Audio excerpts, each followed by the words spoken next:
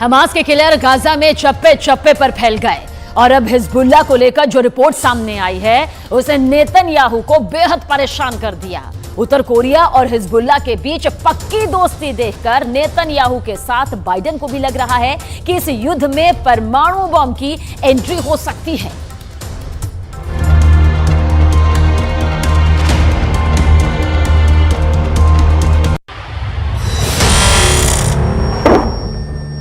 Hezbollah का सबसे नया वीडियो। लेबनान इजराइल बॉर्डर पर एक पोस्ट के पास सफेद रंग का ट्रक जा रहा है, तभी होता है एंटी टैंक मिसाइल से हमला। इस हमले में ट्रक पूरी तरह जलने लगता है। उसमें क्या था ये कोई बताने को तैयार नहीं, लेकिन बाद में इजराइल की पोस्ट पर अचानक हरकत बढ़ जाती है। कुछ लोग भागते हुए नजर आते हैं। हिजबुल्लाह के इस पिन पॉइंट अटैक ने इजराइल में बहुत बेचैनी पैदा कर दी है। क्या हिजबुल्लाह उत्तरी इजराइल पर चढ़ाई करने वाला है? क्या हिजबुल्लाह सिर्फ इस बात का इंतजार कर रहा है कि गाजा में जैसे ही इजराइल की फौज फंसेगी वो उत्तरी बॉर्डर पर युद्ध शुरू कर देगा? हिजबुल्लाह के हमले का सही वक्त क्या हो सकता है? इसे लेकर नेतन्याहू से लेकर बाइडेन दोनों पसोपेश में हैं। हिजबुल्लाह ने लेबनान इजराइल बॉर्डर पर कई हमले करके साबित कर दिया है कि इजराइल की उत्तरी सीमा अब सुरक्षित नहीं बची है। अगर गाजा पर ग्राउंड ऑपरेशन शुरू होने के बाद हमास, हूथी और हिजबुल्लाह ने एक साथ इजराइल पर हमला किया तो इनको एक साथ रोकना इजराइल के लिए बहुत बड़ा चैलेंज बन जाएगा। और तब अमेरिका की मदद के बिना हालात ऐसे बन सकते हैं कि ये तीनों फोर्स इजराइल की सेना को रौंद कर आगे बढ़ जाए।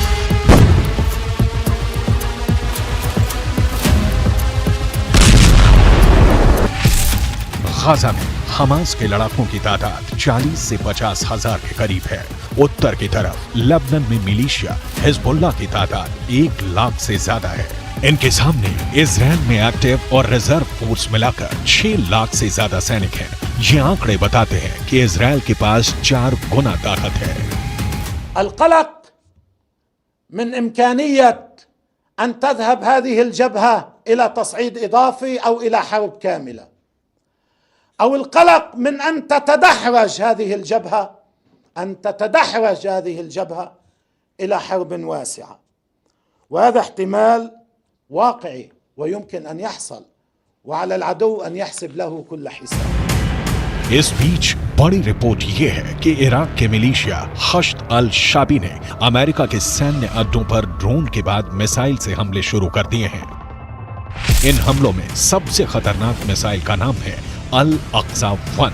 अल अक्सा 1 ईरान की फतेह 110 का ही एक नया वर्जन बताया जा रहा है। या कहें कि ईरान ने यह मिसाइल इराकी हिजबुल्लाह हश्द अल शाबी को सप्लाई की और उसने इसका नाम बदलकर अल अक्सा 1 कर दिया। ये ऐसी मिसाइल है जो हिजबुल्लाह के पास पहले से है। ये एक टैक्टिकल मिसाइल है जो छोटा परमाणु बम भी दाग सकती है। The barbarism is led by an axis of terror. The axis of terror is led by Iran. It includes Hezbollah, Hamas, Houthis, and their other minions.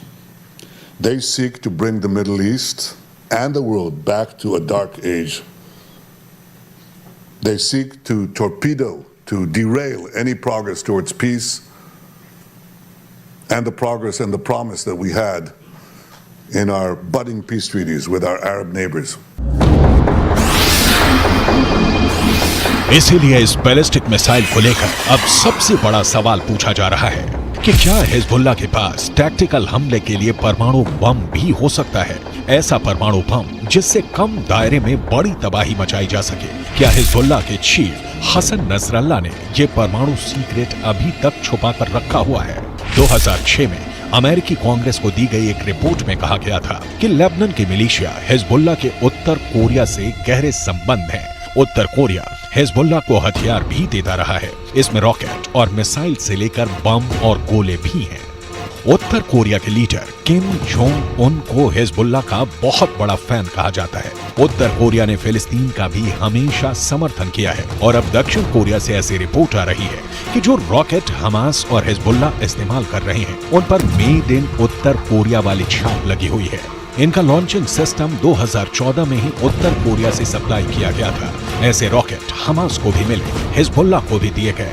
इसमें 122 मिलीमीटर का कात्यूशा रॉकेट भी है, जिससे हिजबुल्लाह ने उत्तरी इजराइल पर हमले तेज किए हैं। सवाल है, हिजबुल्लाह और किम जोंग उन का याराना डेंजर मार्क के ऊपर जा चुका है और क्या इसमें कोई परमाणु सीक्रेट भी छुपा हुआ है?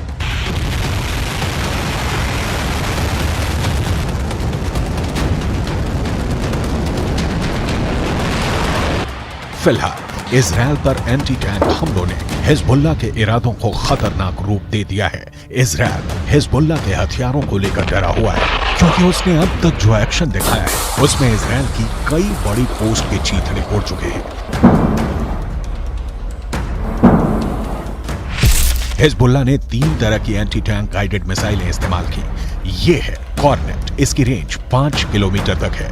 ये रूस की मिसाइल है, लेकिन अब ईरान इसका देसी वर्जन देहलाविया तैयार कर चुका है और ऐसी बहुत सी मिसाइल अब हिजबुल्लाह के पास हैं।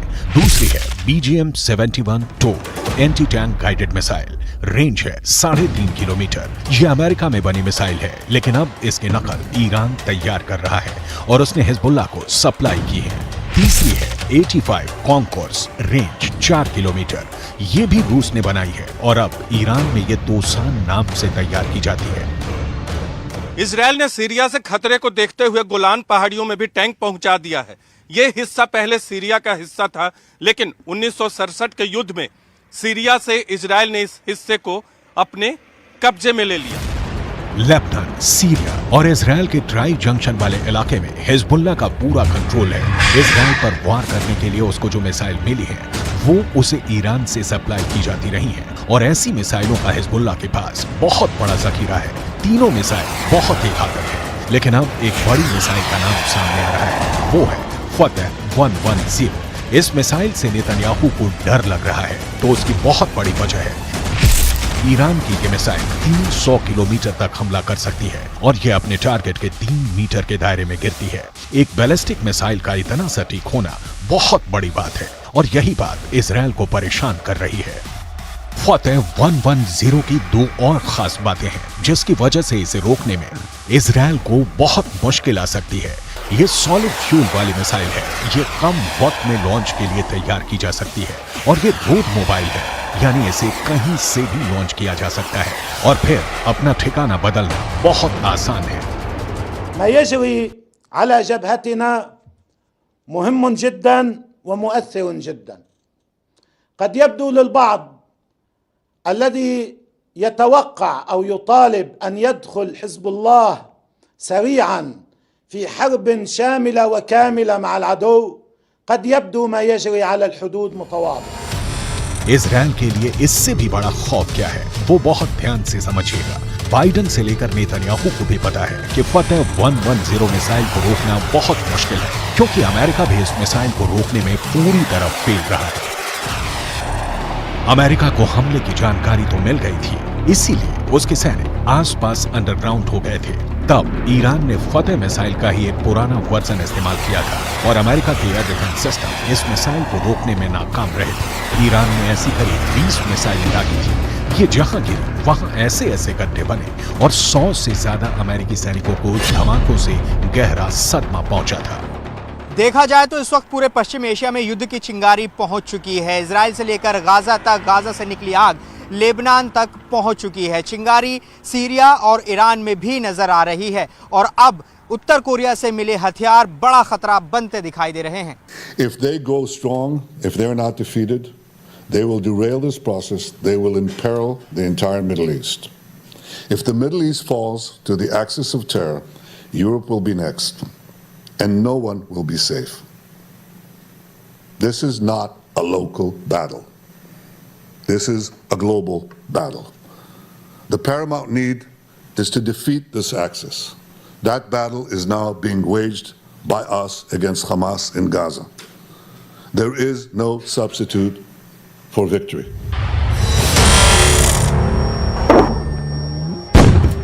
हिजबुल्लाह का खतरा बहुत बड़ा है, ये इजराइल भी जानता है और अमेरिका भी। अगर हिजबुल्लाह ने गियर बदला तो इजराइल के लिए उसे रोकना आसान नहीं होगा।